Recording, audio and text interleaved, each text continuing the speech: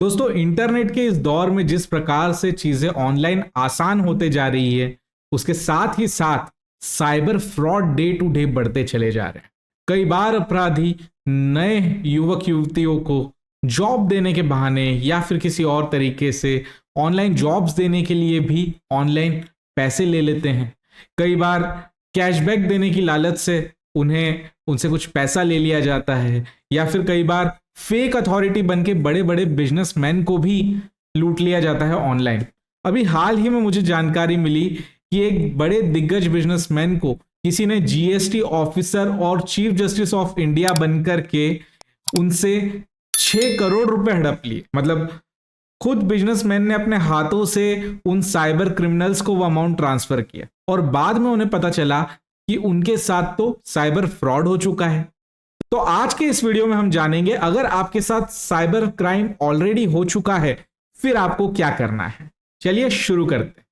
तो दोस्तों, सबसे पहले तो आपको सावधानी बरतनी होगी कि आपके साथ साइबर क्राइम हो ही ना। लेकिन अगर आपके साथ साइबर क्राइम हो जाता है तो आपको उसे सबसे पहले रजिस्टर करना होगा cybercrime.gov.in पर।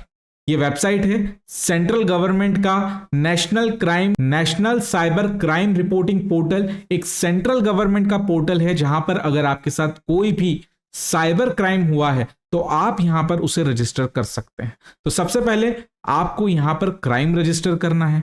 उसके बाद में एसएमएस के माध्यम से आपको एक नंबर रिसीव होगा जो कि आपका बेसिकली कंप्लेंट नंबर होगा, साइबर क्राइम नंबर होगा, जिसे लेकर के आपको अपने नजदीकी साइबर पुलिस ऑफिस में जाना है या फिर अपने नियरेस्ट पुलिस स्टेशन में जाना है। हो सकता है अगर आप नियरेस्ट पुलिस स्टेशन में जाएं तो वो आपको साइबर क्राइम ब्रांच में आपके डिस्ट्रिक्ट के भेज दे।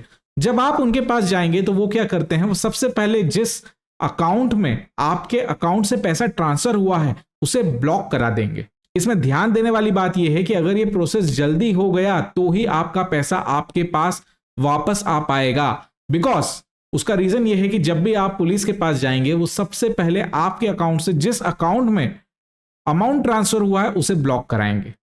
कई बार ऐसा होता है कि आपने जिस आरोपी के अकाउंट में पैसा ट्रांसफर करा है वो आरोपी उस खाते से किसी और खाते में या फिर नंबर ऑफ खातों में वो अमाउंट को ट्रांसफर कर दे। तो ऐसी सिचुएशन में पुलिस के लिए बहुत मुश्किल हो जाता है कि वो चेन ऑफ अकाउंट्स कितने क्लोज करेगी, कितने रोकेगी, कितनों को सीज करेगी। तो ऐसी सिचुएशन में it is very hard for police also. और हमारे इंडिया में अगर आप देखेंगे तो नंबर ऑफ पुलिस बहुत कम है। अगर पर डे हर सिटी में जितने साइबर क्राइम कमिट हो रहे हैं उस अकॉर्डिंगली हमारे पास पुलिस बहुत कम है, पुलिस सोर्स बहुत कम है, पुलिस मशीनरी बहुत कम है। तो ऐसी सिचुएशन में उनके लिए भी साइबर क्राइम से डील करना कई बार संभव ही नहीं होता है। इसका सबसे बड़ा प्रॉब्लम यह है क्योंकि जो साइबर क्राइम आपके साथ कमिट कर रहा है वो हो सकता है ओवरसीज किसी विदेश में कहीं बैठकर आपके साथ क्राइम कमिट कर रहा हो, या फिर हंड्रेड्स ऑफ किलोमीटर्स कहीं दूर बैठा हो। एक बेचारी पुलिस कहां तक भागेगी। बड़े क्रिमिनल्स के केसेस में कई बार पकड़ भी जाते हैं, लेकिन जो छोटे छोटे डे टू डे आपके साथ में क्राइम्स हो रहे हैं उन्हें कई बार पकड़ना संभव नहीं होता है। तो ऐसी सिचुएशन में जब कभी आपको जैसे ही ये समझ में आ जाता है, जिस मोमेंट पे आपको समझ में आ जाता है कि हाँ मेरे साथ साइबर क्राइम हुआ है, आपको तुरंत उसको रजिस्टर करना है cybercrime.gov.in पे। उस पर रजिस्टर होने के बाद में आपको एक कंप्लेंट नंबर मिल जाएगा। उस कंप्लेंट नंबर को लेकर के आप जाइए अपने नियरेस्ट पुलिस स्टेशन में या फिर साइबर क्राइम ब्रांच में। हो सकता है आप नियरेस्ट पुलिस स्टेशन में जाएं और वो आपको साइबर क्राइम ब्रांच में भिजवा दे। वहां पर आप जैसे ही जाएंगे वो तुरंत जितने भी अकाउंट्स से रिलेटेड होंगे उन्हें सीज करने का प्रयत्न करेंगे। और जो अमाउंट आपका सीज हो जाएगा, मतलब आपने मान लीजिए 1 लाख रुपए किसी के अकाउंट में डाले और उस अकाउंट में मान लीजिए जिस दिन पुलिस ने सीज किया और 80,000 रुपए बचे हैं, उसने 20,000 रुपए निकाल लिए हैं, तो कम से कम आपको वो 80,000 रुपए वापस मिल जाएंगे। कई बार ऐसा होता है कि हम कंप्लेंट करने में ही देरी कर देते हैं, तो ऐसी सिचुएशन में आपके हाथ में वो अमाउंट ही नहीं बचता।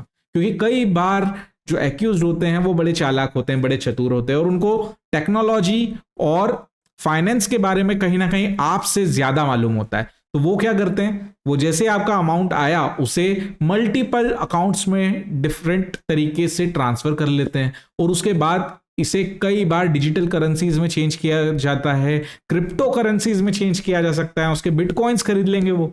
आप उसे किस तरीके से पकड़ेंगे? फिर बिटकॉइंस को तो पकड़ना लगभग नामुमकिन सा है ना। तो ऐसी सिचुएशन में हमारे पास सिर्फ एक ही रेमेडी है, वो ये है कि हम जल्द से जल्द पुलिस में शिकायत करें। और आप इसकी कंप्लेंट कर सकते हैं cybercrime.gov.in पर, है ना। अब ये तो हो गया कि हमने सबसे पहले कंप्लेंट कर दी।